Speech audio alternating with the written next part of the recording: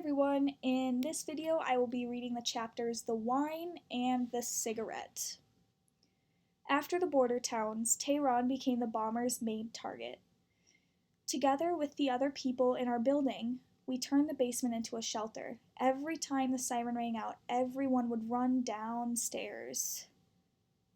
Put your cigarette out. They say that the glow of a cigarette is the easiest thing to see from the sky.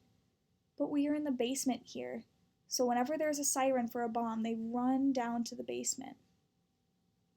And once it was over, they're all climbing back up the stairs. Well, no one's answering. I'm fine. Oh, those poor people, lucky nothing happened to you. He wants to talk to you. After the bombs and the instinctive fear of death, you'd think of the victims and another kind of anxiety seized you. So here they're calling all of their friends and family members to make sure they're okay. It wasn't just the basements. The interiors of homes also changed, but it wasn't only because of the Iraqi planes. Mom, what are you doing? The masking tape is to protect against flying glass during a bombing, and the black curtains are to protect us from our neighbors. What neighbors? Across the street, they're totally devoted to the new regime. A glimpse of what goes on in our house would be enough for them to denounce us. You know Tanush's dad? Tanush, yeah, what about him? The other night, 2 Guardians of the Revolution patrols paid them a visit. Someone told us you were planning a party. You know that it's strictly forbidden. They found records and video cassettes at their place, a deck of cards, a chess set. In other words, everything that's banned. Get your ass in the car, move. Excuse me, sir. Shut up, slut. So they take these people who had records and video cassettes and they're arresting them. It earned him 75 lashes. His wife cried so much that they finally let her off with a hefty fine, but he can't walk anymore. Now you see why I'm putting up the curtains. With the parties we have on Thursdays and the card games on Mondays, we have to be careful. In spite of all the dangers, the parties went on. Without them, it wouldn't be psychologically bearable, some said. Without parties, we might as well just bury ourselves now, added the others. My uncle invited us to his house to celebrate the birth of my cousin. Everyone was there, even Grandma was dancing. Damn, power outage. Be careful where you step. No more music. Don't worry about it. I'll go get the zarb. A zarb is a kind of drum. My father played it very well, like a pro. We had everything that was forbidden. Even alcohol, gallons of it. My uncle was the vintner. He had built a genuine wine-making lab in his basement. Mrs. Nasreen, who was also his cleaning lady, crushed the grapes. God forgive me, she says as she's crushing the grapes. Suddenly, sirens started to wail, and my aunt did too. It's all right, stay calm. And the aunt gives the baby to Margie. I found myself with a newborn baby we had been celebrating in my arms. Her mother had already abandoned her. Since that day, I've had doubts about the so-called maternal instinct. After the alert, we went home.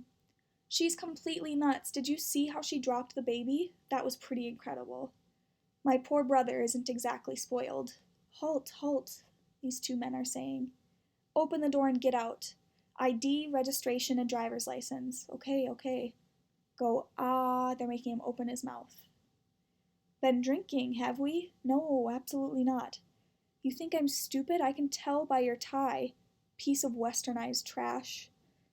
I won't take that from you. For 20 years I've worked for this country, and how dare you talk to me like that? Forgive him. Shut up. Forgive me. Listen, I could be your mother. How old are you, 16? My daughter is 12. Forgive him. You're lucky to have this woman for your wife. Otherwise, you'd already be in hell. Thanks so much. You say you haven't been drinking. We're going to see what you have at home. So now, these soldiers are going to follow them home. Grandma, Margie, when we're home, get out first. I'll try to stop him. Flush all the alcohol down the toilet. But how? Don't worry, dear. I'm used to it. When your father was alive, I was always hiding his tracks. They followed us all the way home. Must you really come upstairs? Our elderly neighbor has a heart condition. If he's frightened by the noise, it could kill him. Hurry up. So he's distracting the soldiers while these two run upstairs and get rid of all of the alcohol. But he catches them and says, "Where do you two think you're going?"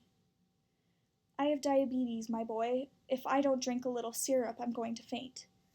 "Diabetes, just like my mother," he says. And she says, "So you understand it's urgent." And he says, "Go ahead." It was a miracle. And they run up the stairs. "Hurry up, I don't know how much longer your father can stall them. Hurry, hurry." And the final touch, they spray some smell so that they can't smell the alcohol. Here they come. Where's the guy? Where indeed? Their faith has nothing to do with ideology. A few bills were all he needed to forget the whole thing. "Hey, you didn't throw it all out." "Yep."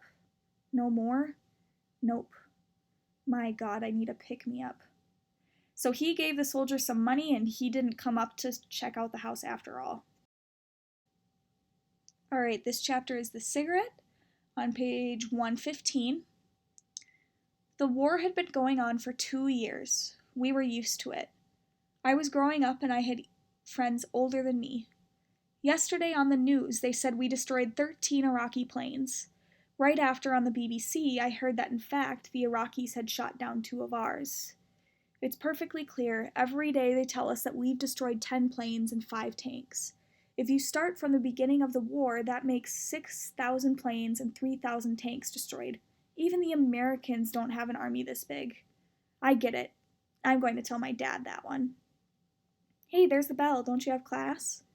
No, we've got physical education, but we're not going. We are going for burgers. Burgers? They also have hot dogs. All you needed was some money.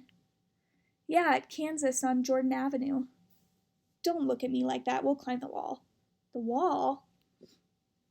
If I wanted to be friends with 14-year-olds, I had to do it. I wasn't chicken, so I followed them. I had already broken the rules once by going down to the demonstration in '79. This was the second time, so she's skipping class. Jordan Avenue was where the teenagers from North Tehran, the nice neighborhoods, hung out. Kansas was its temple. If some public places had survived the regime's repression, either it was to leave us a little free space, or else it was out of ignorance. Personally, the latter theory sounded more likely. They probably hadn't the slightest idea what Kansas was. Did you see his hair? Just like Rod Stewart. Yeah, if he gets caught, he'll get a buzz cut. In spite of everything, kids were trying to look hip, even under risk of arrest. My friends weren't actually that interested in the hamburgers. We let the boys know that they could follow us by a few signs. Follow the others, I mean. I was too young to interest them. The sirens went off. What the hell are you doing? Hit the dirt.